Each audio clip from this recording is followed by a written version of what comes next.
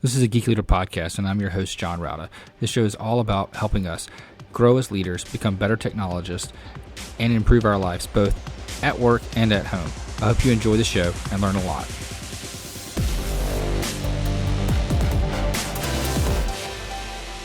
Welcome to a Geek Leader podcast. I'm your host, John Rauda. And if you could, please do me a favor and take a moment and leave a rating and review in whatever podcast player you're listening to this on, whether it's Apple Podcasts, Spotify, iHeartRadio, doesn't matter. I would greatly appreciate it, and that feedback really helps get other listeners to the show. Also, if you're not subscribed, go ahead and subscribe so you don't miss an episode. And if you feel so inclined, you can go to geekleader.com/tip and donate to the show. Thanks so much. All right, Geek Leader, today I'm honored to have Michael Reddington on the show.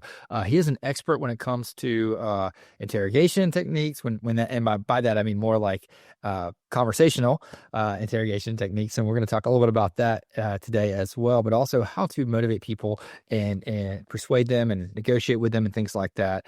He's the president and founder of InQuasive, and he's a certified forensic interviewer, which hopefully he'll tell us what that means in just a little bit. Anyway, with all that being said, Michael, welcome to the show. Thank you very much for having me. I really appreciate it. Yeah, if you don't mind, tell the audience a little bit about your background and how you got into this. Yeah, I appreciate you asking, and thank you for saying conversational interrogation techniques. No additional tools were ever required. So very want to make sure we clear that up very quickly. Yeah, I read a lot of spy books, so. My career has been a series of happy accidents and opportunities I was too dumb to say no to. So I started out as a school teacher, special education and baseball coach. Some friends talked me into trying the financial industry because they were making a lot more money than me. I couldn't stand it, so I left. I went back to school to get a business degree, got a part-time job in security just to try to help pay the bills. They must have been woefully short of qualified managerial candidates, so I got promoted. And then after I got promoted, I was asked really to focus on interview and interrogation, which really means sitting down and having rapport-based conversations that allow people to preserve their dignity, protect their self-image, and choose to tell us the truth based on the structure of the conversation and how we make them feel along the way, which runs counterintuitive to a lot of what we see in Hollywood and unfortunately read in the news. Because like in most industries, typically only the bad stuff makes headlines. So after having a successful career in that arena, I was recruited by a company called Wicklander-Zulawski Associates out of Chicago. They're the world leader in non-confrontational interview and interrogation training and advising. I spent a decade with them running our investigations division, conducting interrogations on a contract basis, and traveling the world teaching these non-confrontational interview and interrogation techniques to federal and local law enforcement, private sector investigators, HR, and beyond. And during that time is when I really started to spend more and more time after my private sector interrogation sessions with CEOs and senior leaders who would pop their head in and say, "Hey, man, I heard what you were talking about. Can you help me in my negotiation? Hey, man, I heard you were talking about, could you help me with this difficult customer? Hey, man, I heard what you were talking about. I got this manager on my team that's not really engaging with me the way I need her to." And so through those conversations, it dawned on me that I was really solving for the exact same communication problems in the interrogation room that they were solving for in the conference room, so to speak. So with that, I respectfully walked away full-time from interview and interrogation. I still have a wonderful relationship with the group over at WZ. Started InQuasive, and like you said, wrote the discipline listening method, and now I spend the majority of my time still traveling more than I would like to, but working with senior leadership teams, sales teams, leadership teams, even HR teams, teaching them the skills, perspectives, and techniques necessary to encourage people to provide their everyday confessions.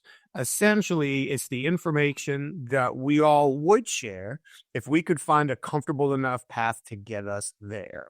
And if we think about how much stress the average leader at any level in the organization can remove from their day, if we could just encourage people to give us the information we need when we need it so we can make better decisions, that right off the top is a universal application for what we do. So I don't want to spend all day talking about how I got here, which I easily could with all the twists and turns along the way, but I'm certainly happy to answer any follow-up questions that you've got and take the conversation anywhere you want to go. Yeah. So when you say like, get people to tell you the information that you need kind of sooner rather than later, a lot of times what I found as a leader is that a lot of my employees will try to, like, if a problem arises, instead of like being quickly, right on the bat to tell me, hey, this came up, this is what we're encountering. They try to like spend time fixing it and delaying that information upstream. And I don't know if that's fear based or if it's just, you don't want to look bad. So you kind of want to, maybe it's ego. You want to kind of cover up your mistakes and try to fix them before someone finds out. What is it that we as leaders can do to maybe help people feel more confident and comfortable sharing that information quickly? That is an apt illustration and a great question. Every situation is going to be a little bit different. So there's no doubt that some people are going to try to put off telling you or fix it on their own. Or to be honest, sometimes hope it just goes away out of fear. For the people that are actively trying to resolve the issue, that could be more of a personal pride or a confidence thing. It might not be fear-based. They might honestly think, hey, I can handle this. And so they go out and try to fix it. But one of the many accidental life lessons I learned in investigations was the people at the top are always last to know. Yeah. So when I'm running investigation teams, by the time somebody comes to me and says, hey, this fraud has been going on, or this person might be harassing somebody or whatever, everybody else who might have a need to know in the organization already does. Because to your point, at every level, they were like, oh, well, let's see if we can handle it. Let's see if we can handle it. So by the time it gets to me, the secret's out. And the sooner that we can just embrace that, the better off we'll be. So to begin finally answering the question that you asked, one of the things that it's important for leaders to understand, or like regardless of industry or really level within the organization, is it doesn't necessarily, especially in the beginning, matter who we are as people, but our titles alone. As soon as we have a supervisory title next to our name, that title is going to motivate people to be less timely, thorough, and honest with us. Because as a leader in the organization, we have the opportunity to bring down consequences. And although we feel entitled to the information we need to help the company, people generally feel entitled to the opportunity not to get themselves in any trouble. And when we think about consequences, it's not just losing your job. It could be having to work extra hours. It could be having to work with somebody you don't want to, not being able to work with somebody you do want to. The biggest consequence of all could be embarrassment and feeling judged. Yeah. And that is our on-ramp to the final part of the answer, which is if we want people to share sensitive information under vulnerable circumstances in the face of consequences, which is a confession in a criminal sense. Yeah. And it is also in a business sense, telling your manager that you made a mistake or something's broken or we didn't meet a deadline or, pick one, right? That's all sensitive information under vulnerable circumstances in the face of consequences. The answer is in two categories. One is, what are we doing in advance of that situation to make it easier for people to speak up? All religious connotations aside, there's a big difference between trust and faith. Yeah. People typically trust what they have evidence for, and they have faith in the things that they choose to believe in strongly where evidence is not present. So we have to create opportunities over time, weeks, months, and beyond, to demonstrate to people that they're not going to get metaphorically murdered for bringing us bad news. Like, how do we help people save face and learn and feel better by making mistakes? How do we illustrate and tell people stories about mistakes we made and problems that we thought we could solve and we didn't? And if we do enough of that consistently over time, people will drop their guard. Regardless of whether we're doing that over time or not, once the moment occurs, we have to refrain from any type of judgment. We have to help people save face and protect their self-image. As far as I know, blame has never solved the problem. Yeah. So instead of how did this happen? Who's responsible? What could we have done different? How did we get here? Which is a reasonable knee-jerk reaction. We need to be solution-oriented first. And then by helping people save face, protect their self-image, get to the solution together, we can come back after the fact for accountability. What lessons did we learn? How do we move forward? If it's really bad, is documentation necessary? Those kinds of things. But across the board, the best leaders that I've seen help people hold themselves accountable by solving the problem with them first and getting to accountability after, as opposed to rushing to accountability off the tip, then getting all judgmental, forcing people to embarrass, and only encouraging them not to give us the information that we need the next time. Hmm. Yeah. Yeah, I think that's absolutely correct. And when it comes to accountability, one of the things that I struggle with is like, and I feel like I do part of that pretty good. I'm good about, whenever there's a crisis or an issue, instead of like looking at who's to blame, I always look at what the solution is and how do we fix this? How do we get out of this mess first? But then I struggle with coming back around to that accountability factor. And partly it's because, I feel like, well, the problem's fixed now. And I don't want to, hurt anybody's feelings and don't want to come down on anybody. So I try to like skirt around that accountability sometimes.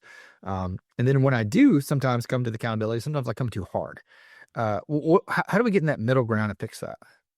That's a great question. And I love the fact that you picked that up. One of the things, and I know that we're not the only people that talk about this, is the importance of focusing on outcomes. And outcomes go beyond this problem was solved. If we have somebody on our team, I'm going to assume that the majority of the time, that is somebody who we want to see grow and develop and do more and take on more responsibility and maybe need less direct oversight, depending on the organization, get promoted in the organization and all of these things. So when we're presented with one of these issues, the short-term goal, of course, is to fix the issue. But the long-term goal should typically be to use this situation in order to better position the individual we're working with to be more successful in the future. Mm-hmm. And so now if that's the case, when we look for that middle road in accountability, and I'm going to put aside for a moment, like the really bad stuff, like it doesn't have to be spurring or fraud.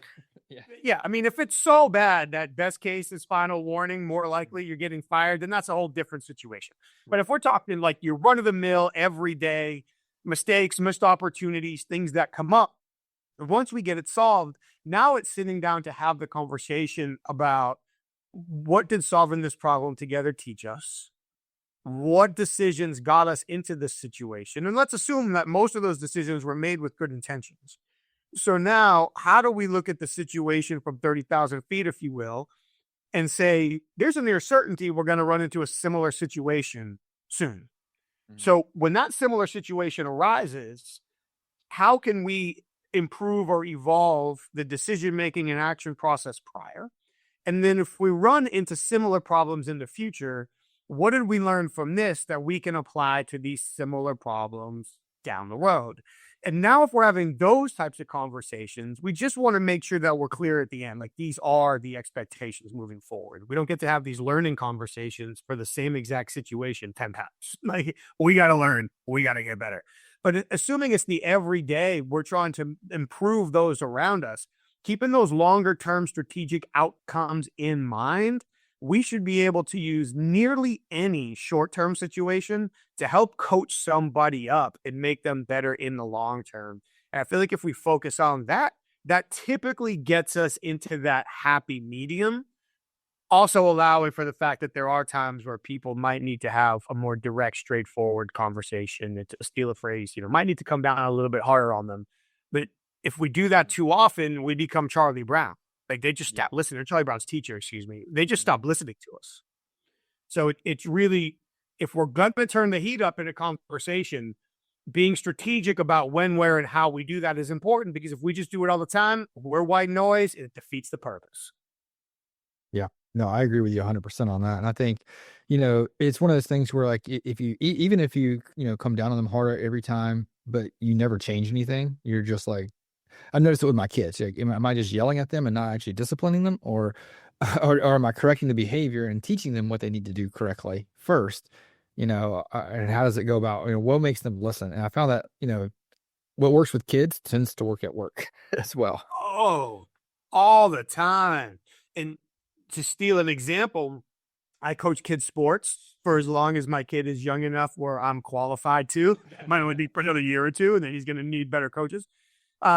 But anytime I'm coaching kids sports, I don't ever want to ask a child, do you know how to do this? Even if I know for a fact I've showed them before. Right. If I say, don't you remember? Didn't I show you? Do you know? Can't you do?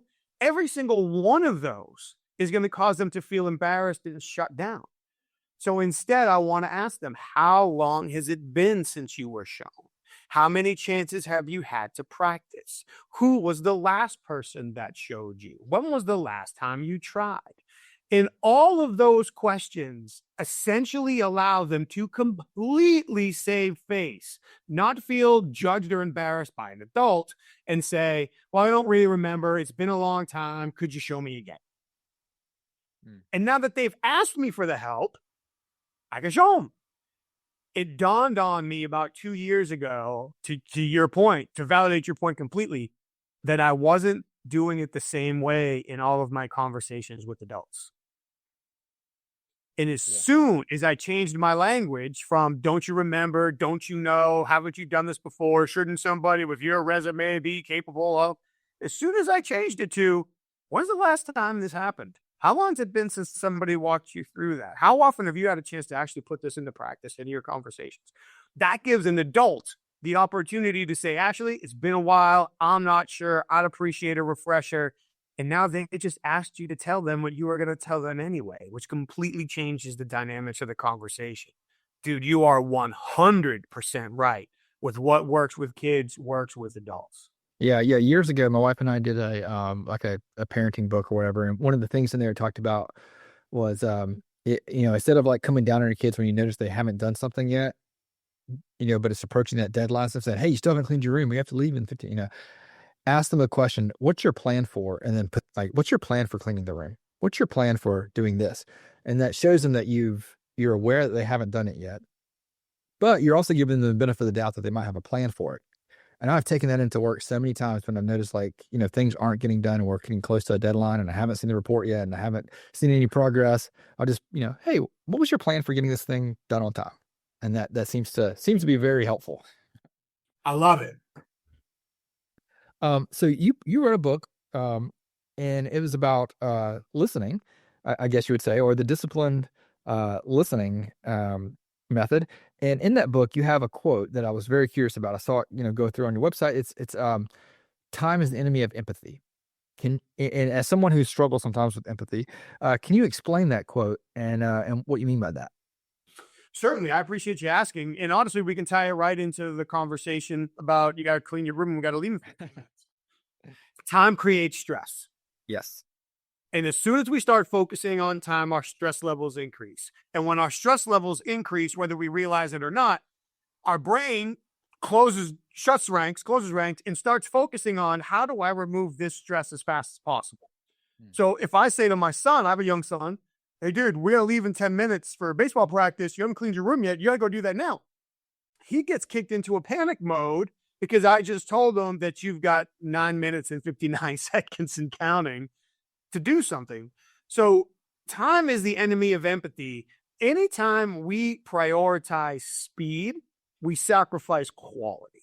And I think people in production know that, and people in design know that. But oftentimes in communication, we don't think that, because to double down, often efficiency is the arch enemy of communication or great communication, because we don't think of efficiency as the best path forward or the most stress-free path forward.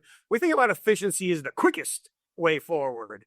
And the direct approach is almost always the path of most resistance. It increases people's stress. It gets their guard up and push them on their defenses. It probably exposes where we are, how we feel as the extra emotional dynamic to it.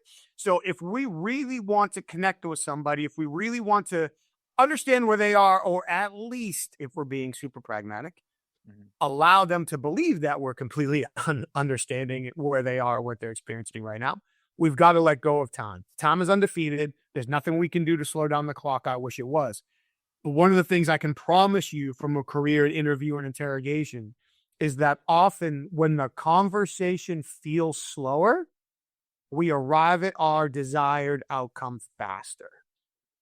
The more pressure I put on somebody, the more I focus on time, the more I focus on speed, the more I trigger their stress reactions, and I quite literally take away their opportunity to use their brain rationally. The more I can slow the conversation down, I'm not asking people to spend more time, just make that time feel slower. Now that I make the time feel slower, the stress isn't triggered. They still have their frontal lobe fully available for rational thought and an alternative creation. And we can arrive at a positive solution faster, where it sounds counterintuitive, but that's why time is the enemy of empathy. If we really want to truly connect with somebody, we need to prioritize the quality, the outcome of the relationship and the initiative over the speed that we end the conversation. Yeah, that sounds really good. And it reminds me of a Navy SEAL quote that slow is smooth, smooth is fast. And it's in that book. The Terminal List series is one of the book series that I read by Jack Carr, and it's like a mantra that they use all the time. Okay, when things get stressful, it's like, okay, slow is smooth, smooth is fast. It is completely true. Yeah, I love that, and I like your quote. Time is the enemy of empathy, because it reminds me to just take things slow, be intentional, and don't rush a conversation. So tell me a little bit about this book, the disciplined listening method, and how you came up with this, and what is the actual disciplined listening? What is that? Yeah, I appreciate you asking. So I would love to sit here and tell you that I always wanted to be an author, and it sort of was one of those things that had to happen. Yeah. Got myself back into a corner, and so here we go. But really, with the disciplined listening method, what we sat down to do was put together a thoroughly researched resource for people that integrates business communication, research, and best practices with non-confrontational interview and interrogation techniques, and provides people with a guide to be more successful, not just in their business, but in their personal conversations as well. And I know interrogation might sound as a real weird place for that process to start, but for my former teammates and I, we were required to have conversations with people who didn't want to say a word to us. And for the most part, we were only called in for cases where people had already been interrogated, not confessed, there was no evidence, there was multiple suspects, it was all a mess. So in those situations, before we could be persuasive, we had to significantly improve our observations. So when you look at the disciplined listening method, really what it is how do we improve our strategic observation and persuasive communication techniques in order to unlock this hidden value and uncover people to share the sensitive information that we talked about before. And sensitive information could be a confession to a crime. It could be I'm 2 weeks behind schedule on this project, or it could be I got in trouble at recess today, or anything in between.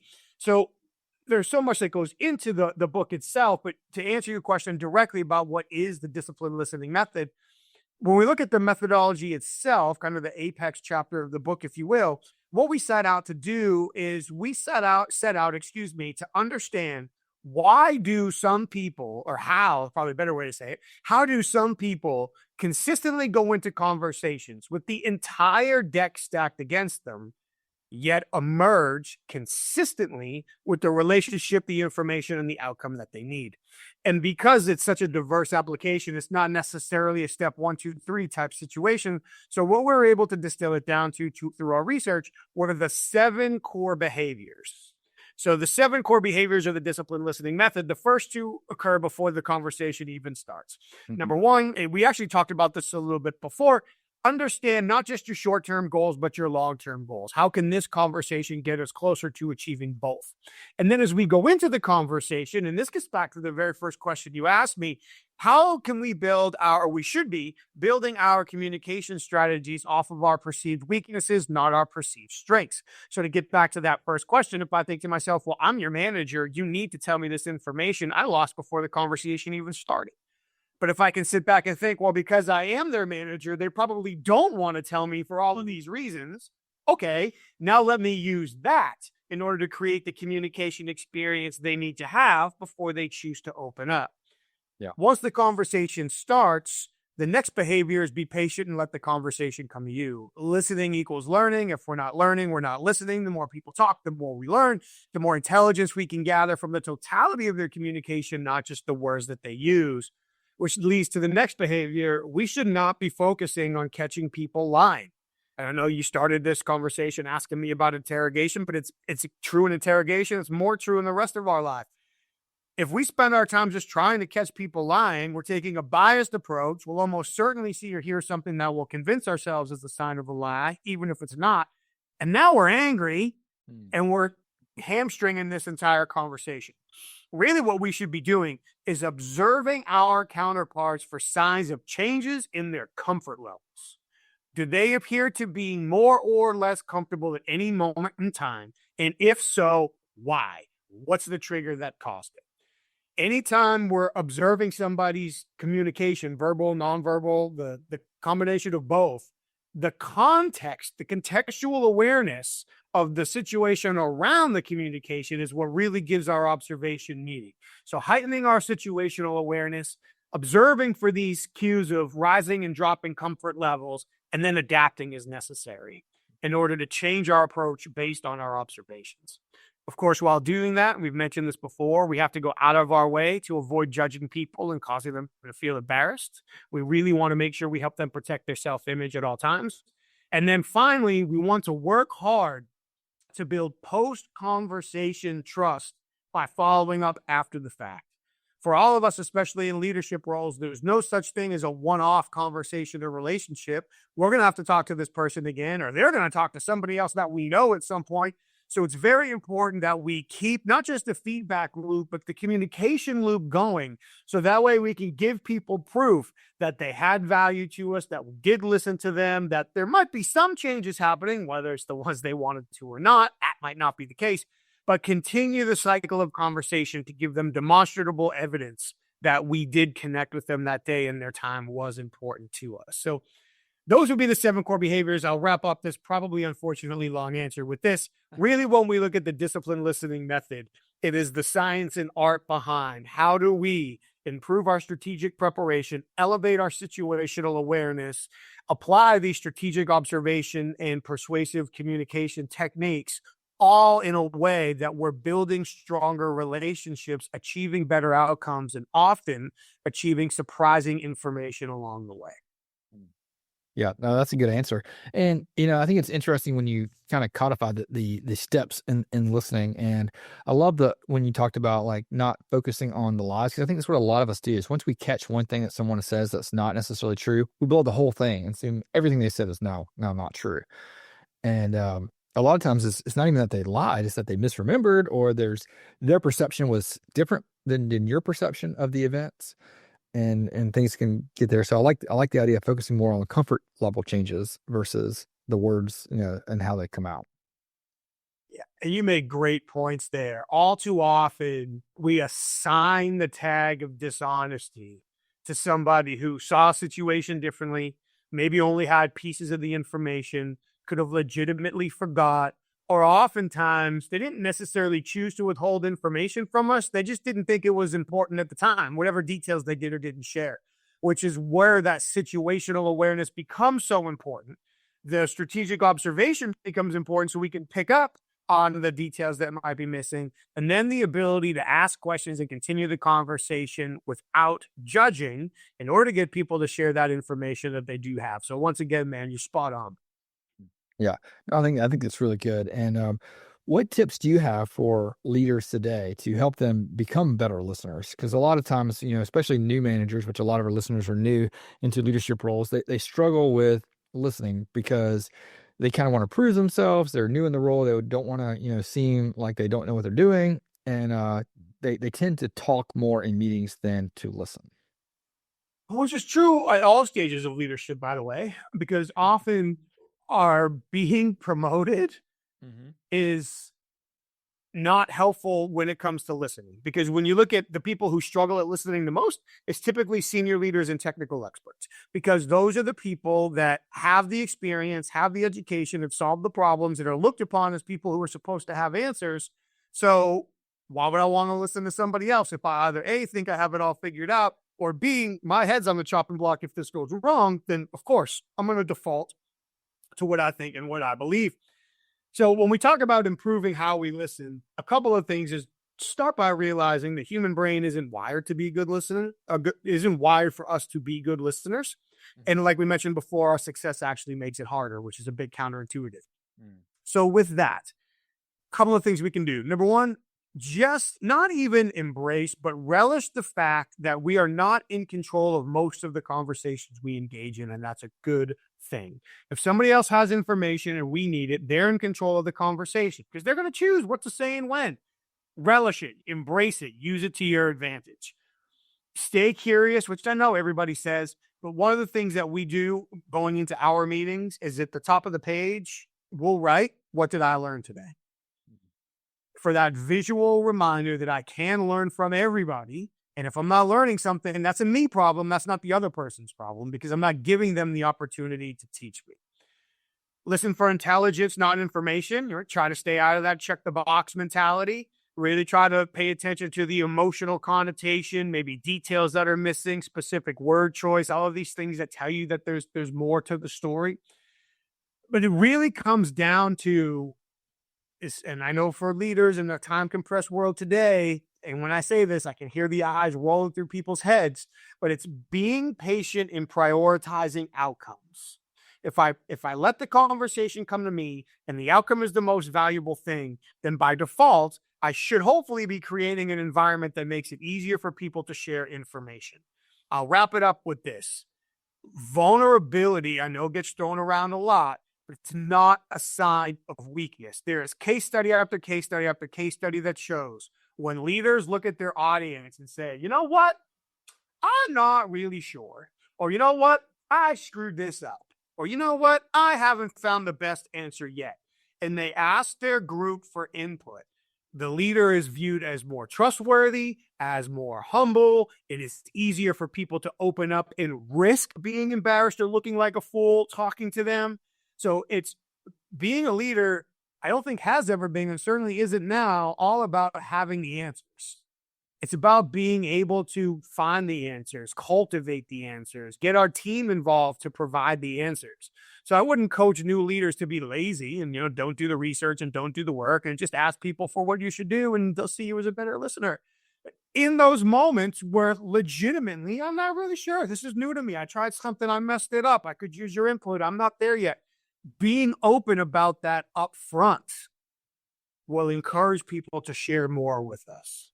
Mm. Yeah, that's good stuff.